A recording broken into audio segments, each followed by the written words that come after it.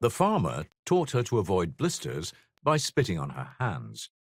He looked at her in that sideways manner of his, and she noticed that his nose had veins just visible under the skin, forked and meandering, like tiny rivulets marked on a map.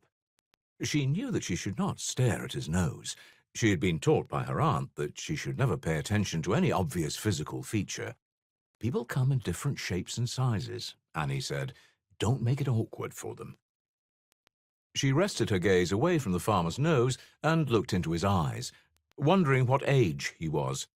She was 19, 20 in a couple of months, and it was still difficult for her to judge the age of those even a decade older than she was. He was in his late 50s somewhere, she thought.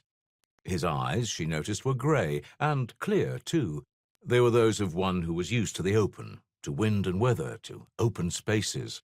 They were a countryman's eyes, accustomed to looking at things that were really important. Sheep, cattle, the ploughed earth, things that a farmer saw and understood. She spotted these things. She may not have had much formal education. She'd left school at 16, as many did, but she saw things that other people failed to see, and she understood them. They said at school that she could have gone much further, as she was of above-average intelligence. A thoughtful, articulate girl, the principal had written, the sort of talent this country wastes so carelessly. University, even, had been a possibility, but there had not been much money, and she had found the thought of going away was daunting. "Spit in your hands, Val," he said. "Like this, see?"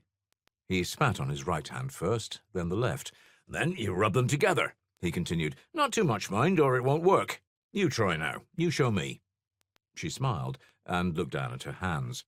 They were already dirty from salvaging Hessian sacks in one of the barns to stack them ready for use. Nothing was wasted these days. Old string, rusty nails, scraps of wood, everything could be put to some use.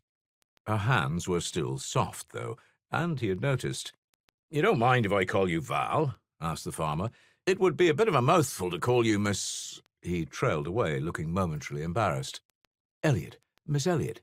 No, Val is who I am." "And you should call me Archie. Full name Archibald, of course, but nobody ever used that, apart from my mother.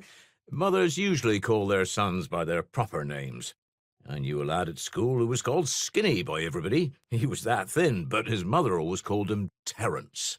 He shook his head at the memory. "Not much of a name, Terence, if you ask me. A town name, I'd say." She laughed. "My aunt sometimes calls me Valerie. Same thing, I suppose."